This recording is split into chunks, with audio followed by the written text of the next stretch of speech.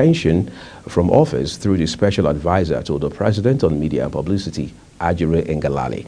The anti-graft agency's chairman, Ola Olukoyede, had earlier recommended the suspension of the minister to the president to pave the way for proper investigation.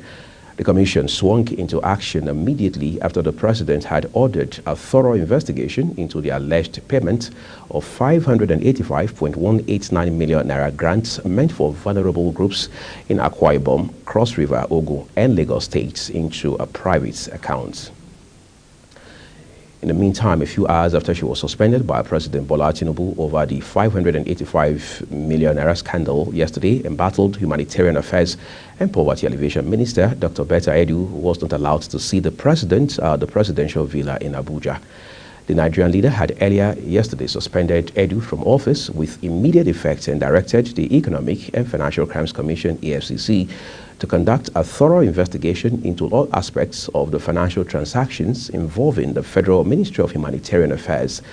She was accused of financial infractions bordering on the approval of payments of about 585 million naira into private accounts of a civil servant who is said to be an accountant in charge of grants for vulnerable Nigerians in Akwa Ibom and other states.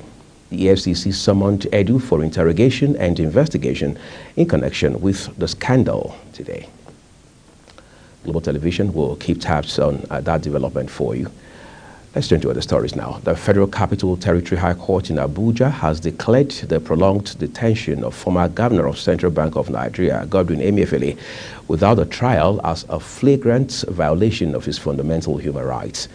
The court also slammed a total of 100 million naira fine against the federal government and the Economic and Financial Crimes Commission, EFCC. The judgment was given in a fundamental human rights suit filed by the former CBN governor following his prolonged detention in the custody of the Department of State Services, DSS. He asked the court to order the respondents to pay him 1 billion naira damages and restrain them from further arresting and or detaining him. The ex-CBN helmsman was arrested on June 10, shortly after his suspension by President Bola Tinubu. Listed as defendants in the suit were the federal government, the Attorney General of the Federation, the Economic and Financial Crimes Commission, and its chairman. Delivering the judgment in Abuja, Justice Kayode Adeniyi also restrained the federal government and its agents from rearresting or detaining Emefiele without an order of court. The federal government, through the Federal Ministry of Education, will today set up an interministerial committee to combat the activities of degree mills. The ministry's Director of Press and Public Relations, Ben Gong, made this known in a notice sent to journalists in Abuja. He says Education Minister Professor Tahir Mamman will today inaugurate an interministerial committee on degree mills. The activities of degree mills once again came to the center of discussions in the country following an investigative report by Umar Audu with the daily Nigerian newspaper on the activities of degree mills in Benin Republic and Togo in particular. The report, which exposed the illegalities perpetrated by some tertiary institutions in the West African states, led to the Nigerian government placing a ban on the accreditation and evaluation of degrees from Benin Republic as well as Togo. Kogi State Governor Yahaya Bello has appointed caretaker chairman for the state's 21 local government areas. The appointments came at the heels of the expiration of the tenure of the elected council chairman in December 2023.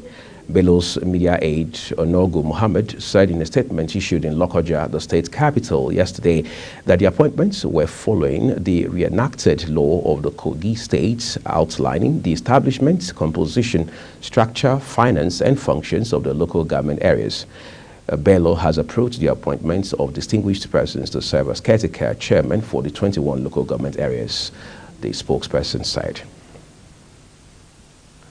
The Supreme Court on Monday dismissed the appeal by the People's Democratic Party, PDP, and its candidates in the Benue governorship election, Titus Uba.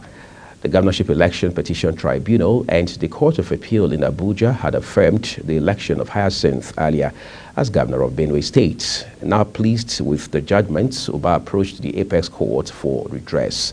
Alia of the All Progressives Congress, APC, was declared winner of the state's governorship election in March of 2023. Alia, who is a Catholic priest, was also given a certificate of return by the Independent National Electoral Commission, INEC. The INEC returning officer, Professor Farouk Kuta, said the APC candidate polled 473,933 votes to defeat his closest rival, Titus Suba of the People's Democratic Party, who scored 223,914 votes. The Managing Director, Nigerian Ports Authority, NPA, Mohammed Bello Koko, has urged the Maritime Workers Union of Nigeria to suspend its planned strike. Bello Koko, while disclosing this in a statement, said that the NPA has successfully brokered peace between the union and operators in the oil and gas industry over non-compliance with stevedoring regulations. The union had last week threatened to shut the nation's seaports, jetties, and oil and gas platforms on Tuesday over what it described as the continued refusal of the international oil companies, IOCs, and stevedoring contractors to comply with the stevedoring extant laws. The Trade Union Congress, TUC, has claimed that the federal government stopped paying 35,000 naira minimum wage after first month, despite having the revenue to pay. President of the Trade Union Congress, Festus Osifo, made this claim in Abuja. According to the TUC, the government has stopped the promised 6-month wage award payment after the first payment was made. In the meantime, the union has given President Bola Tinubu a 10-point agenda as part of its demands to the federal government. Osifo noted that the government had not notarized the 10-point agenda that the TUC had presented to government, which was eventually agreed with. He then said that the demands that the TUC listed in the 10-point agenda came about as they considered the suffering of the average Nigerian on account of high rising prices due to inflation, removal of fuel subsidy, and other economic challenges. The National Agency for Food and Drug Administration and Control, NAFDAC, has notified the public about 5 contaminated syrups allegedly going round in World Health Organization regions. The notification, signed by the Director General of the agency, Professor Mojishola Adeyeye, in Abuja on Monday. The agency listed the WHO regions to include America, Eastern Mediterranean, Southeast Asia, and Western Pacific. It stated that the 5 oral liquid dosage forms, also called syrup and suspension, were detected in the Maldives and Pakistan, and that some of the affected products have also been detected in Belize, Fiji, and Lao People's Democratic Republic. The agency had listed the syrup as Allego syrup, Emodine syrup, Mocarit syrup, Eucofin suspension, and Zincel syrup, adding that a total of 23 batches of the products are affected, and the stated manufacturer is Pharmix Laboratories Pvt Limited in Pakistan. The routine screening detected potentially unacceptable amounts of diethylene glycol and ethylene glycol as contaminants. As we take a look at stories from Nigeria's southwest now, the Lagos State government has urged waterways users and stakeholders on the need for patience and calm following the purported Supreme Court judgment over the control of nation's waterways, particularly in the state. The State Attorney General and Commissioner for Justice, Lawal Pedro SAN, made the urge on Monday in a statement while reaching to an earlier press statement by National Inland Waterways Authority, NIWA, on Supreme Court judgments. Delivering his judgment on the suit concerning the dispute, a 7-member panel of the Supreme Court, led by John Okoro, said it was unlawful for state governments to seek to control the nation's inland waterways. In the lead judgment written by Okoro, the Supreme Court held that existing laws confer exclusive control of activities in the inland waterways on the federal government through its agencies, NIWA and Nigerian Maritime Standard and Safety Agency, MMSSA, and no other tier of government. The Lagos State government had created the State Lagos State Waterways Authority, LASWA, in 2008 for the management of its waterways. You're watching Midday News live from Nigeria's capital, Abuja. We are on Star Times, channel 276. Kindly follow us on all social media platforms using Global TV NG and other handles now showing on your screen. When Midday News returns, we have more stories for you right up ahead. Do stay with us, everyone.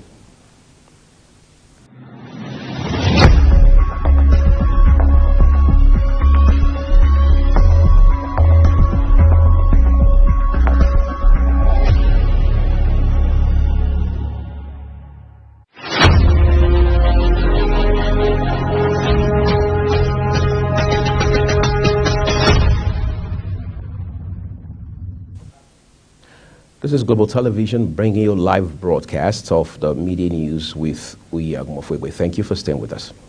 One person has been confirmed dead in a fire outbreak at an engine oil depot in Kano State. Several buildings housing the facility were also destroyed by the raging fire. The depot is located at Hotoro Eastern Bypass. Firefighters from the State Fire Service rushed to the scene to put out the fire as residents of the area fled for safety. According to an eyewitness, the fire outbreak occurred after an oil tanker loaded with oil arrived at the facility. Details on the level of damage caused by the fire were still sketchy. The Taraba State government has announced plans to reintroduce history as a subject in the basic education curriculum in schools across the state. The state governor, Agbu Kefes, made this known when he hosted journalists to a dinner in Jalingo, the state capital. History had been removed from primary and secondary education curricula in the 2009-2010 academic session. In November 2022, the federal government reintroduced history as a standalone subject in the basic education curriculum in Nigeria, 13 years after its abolition. The governor noted that in no distant time, primary school teachers in the state must be first-degree holders, while secondary school teachers must have a minimum of master's degree to enhance the quality of education in the state.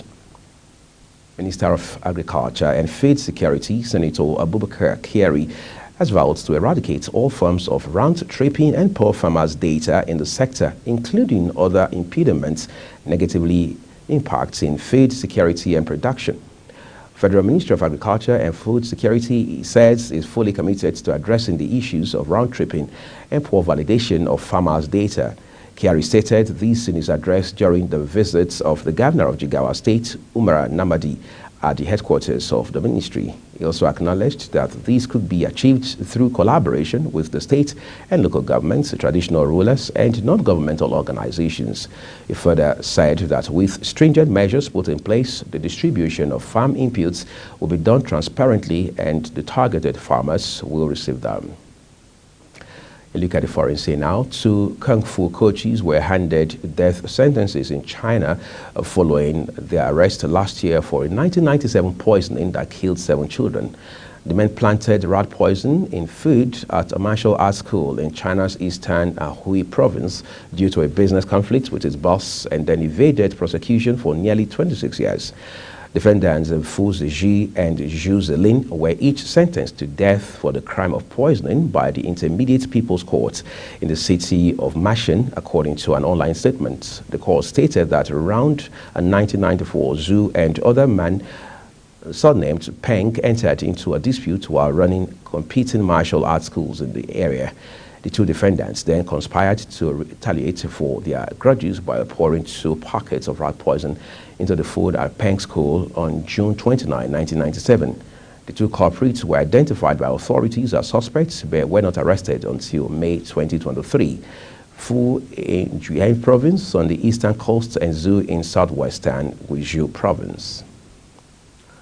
The number of unaccounted for after Japan's New Year's Day earthquake more than tripled on Monday to 323, while the death toll rose to 168, according to local authorities. A heavy dumping of snow, meanwhile, complicated relief efforts a week after the 7.5 magnitude quake, with more than 2,000 people still cut off and many others lacking power or forced to take shelter in crowded emergency sites.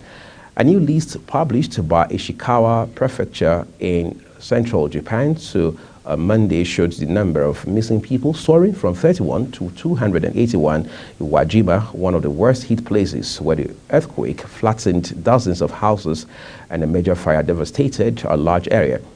In the prefecture city of Suzu, a woman in her 90s managed to survive 5 days under the wreckage of a collapsed house before being saved. The regional government warned that days of rain increased the risk of further landslides, while the fresh heavy snow, more than 10 centimeters, 4 inches in places, could cause more buildings to collapse under its weight. Let's follow the money now on business. The United Nations has said that Nigeria's rising debts, increasing inflation rates, and its impacts on the welfare of citizens puts the nation at risk of declining economic growth in 2024. The UN made this known in its World Economic Situation and Prospects Report for 2024 on Monday.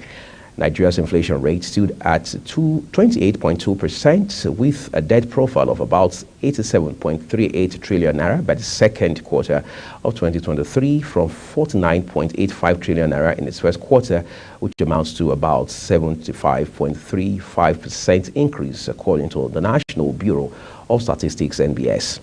The UN also estimated an increase in Nigeria's growth rate from 2.9% in 2023 to 3.1% in 2024. According to the report, Nigeria's policy reforms enacted in 2023, especially in the hydrocarbon sector, contributed a moderate improvement in the country's growth prospects for 2024, with 3.1% gross domestic product growth forecast. The Central Bank of Nigeria, CBN, has paid $2 billion to clear parts of its backlog of matured foreign exchange obligations to the deposit money banks, DMBs. Reports have put CBN's forward contract obligations to banks at $7 billion. The delay in the payments of the debt has been said to be responsible for the current volatility in the forex markets, a situation that has led to the falling value of the naira against the US dollar. According to a statement by the CBN, Foreign Airlines also received $61.64 million from the disbursement aimed at addressing the pending matured foreign exchange owed to them. The Apex Bank Acting Director of Corporate Communications, Akama Sidi Alia, said the move underscored its commitment to solving pending obligations and a functional foreign exchange market. CBN reportedly owes Foreign Airlines over $700 million. The naira has depreciated by 38.9% against the United States dollar at the official I&E window of the Central Bank of Nigeria in the past 3 months. Data obtained from the FMDQ Securities Exchange reveals that the local currency fell from 745 naira 19 kobo to the dollar on October 3rd, 2023 to 1,035 naira 12 kobo to the dollar as of January 3rd, 2024, while the naira depreciated from 471 naira to the dollar to about 700 naira to the dollar at the official market shortly after the announcement of the exchange rate unification policy of the CBN in June 2023. The local currency had fallen further in the past few months to over 1,000 naira to the greenback. At the parallel market, the local currency has been trading around 1,220 naira to the dollar in recent weeks. Specifically, the Manufacturers Association of Nigeria, Lagos Chamber of Commerce and Industry, as well as the Nigerian Association of Small-Scale Industrialists have said their members were already scaling down operations over the development, a situation that might lead to the sacking of more workers. And that's all we have for you here on the Midday News, and it came to you live from Nigeria's capital, Abuja. We're on Star Times channel 276. Kindly follow us across all social media platforms using Global TVNG and other handles as you now see on your screen. I am Uyag Mofwebe. Thank you very specially for watching. We'll see you again. Up next is Lunch Global with Chung Annabelle Joseph.